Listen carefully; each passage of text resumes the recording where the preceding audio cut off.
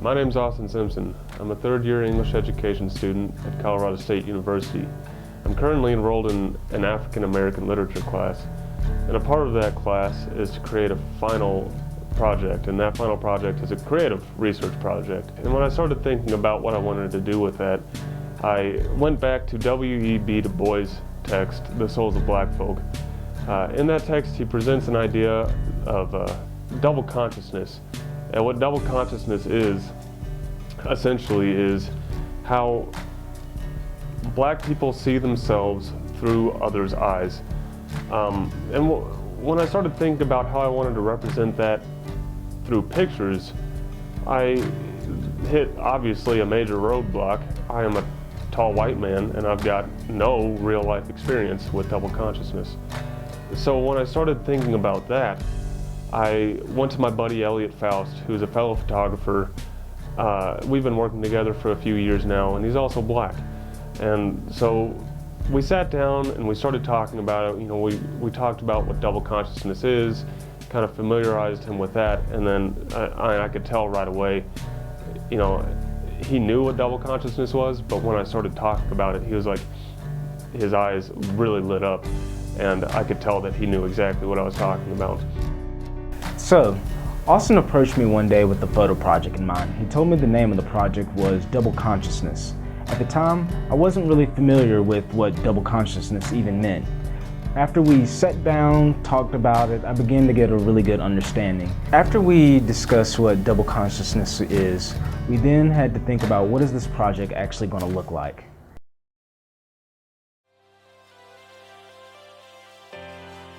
So when Elliot and I sat down to try to really figure out how and where his mind was split into this idea of double, you know, where was his double consciousness, we decided that surrealism would have been a really cool way to portray it.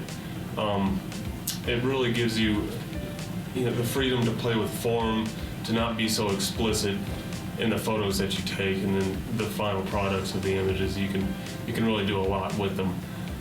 With the series of images and this being about consciousness, we kind of came across the idea of an inception type of thing. So in the first level, we have something that's in the back of our minds. This is going to be pretty concrete. And with the second image, we go deeper into the subconscious, and this becomes a little bit more abstract. When we get to the third and final level, we're really going with a very surreal type of image, and we hope that it ties in everything surrounding second consciousness and how it affects me.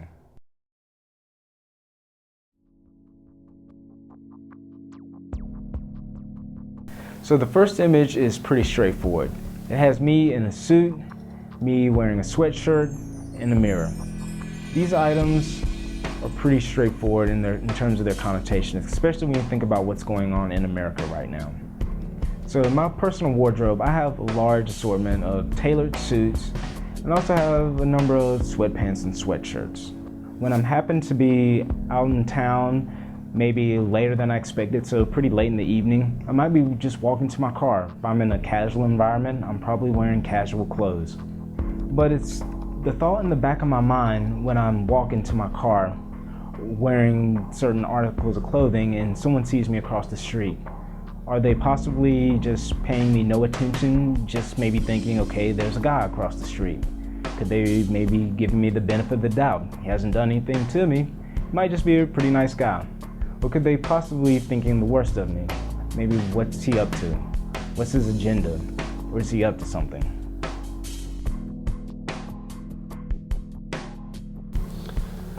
So the second photo got almost completely scrapped. We kept the basic idea of the photo congruent into what it evolved into, but it ended up being more focused around the media when it was all said and done. In light of everything that's happened in the media concerning race, especially when we were shooting this, all the Baltimore riots were going on, so it's a particularly large case of race in the media. And we were going to work in a classroom to shoot the photo, and that's what we did. But in order to do that, we were going to work with paint as well, and we needed to protect the floor from getting paint on it. And so I was going to pick up a newspaper and so the paint could drip on that and then Photoshop it out in post-production. But you know, I was thinking more about the newspapers and was thinking, well, you know, what if we had like a sea of newspaper? What would that look like? And I passed the idea along to Elliot literally 10 minutes before we were going to shoot. He met me in the room that we were going to shoot in, and I tossed that idea to him. And he said, yeah, I really like that. Let's roll with that. And for that entire time, we were just tossing around different ideas, talking about what elements of the photo we want to keep in, what we want to toss out, what certain items in the photo are going to mean, what we need to do to be able to get them to work. So we started playing around with it. We started setting up the shoot at 5:30 in the afternoon and walked out of there about 10:30 at night with the final image. What was really powerful about this image now is how he's just, you know, in the image, Elliot is just surrounded by this sea of media, this sea of news, and how at the end of the day, the media really just perpetuates this division in not only race, but in the mind, in the Black or African American mind itself. So the third and final image of the series is supposed to be the most striking image. We've got Elliot apparently hanging from strings like a puppet would be, and a crowd of people watching him. From a technical standpoint, it was easy to come up with this concept, but execution was very difficult. We thought about maybe getting some kind of ladder, having people stand over me, but then we couldn't do the crowd. We maybe thought about going against the building. The backdrop wasn't good, but some idea came across and we decided to use balloons. And so we used balloons to hold the strings up, and I would just jump where it just looked like I was just being suspended in the air by these puppet strings. After who knows how many takes, we just got that one image that just worked so well.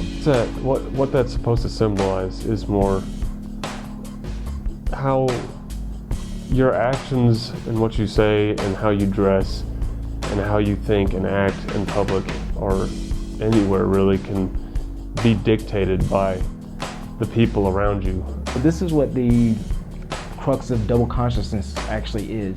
That there's some faceless entity which may be defined as society that just has so much influence on you that it pushes your actions. It doesn't quite dictate everything that you're going to do, but you can't deny that there's some kind of influence, and that's what I feel that I'm subjected to in terms of my double conscious.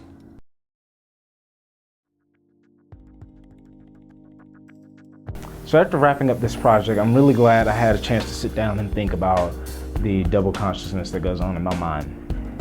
Certainly, I've never really thought of this at the forefront. I've always assumed that people assume the best of me, and I feel is that I return that same thought.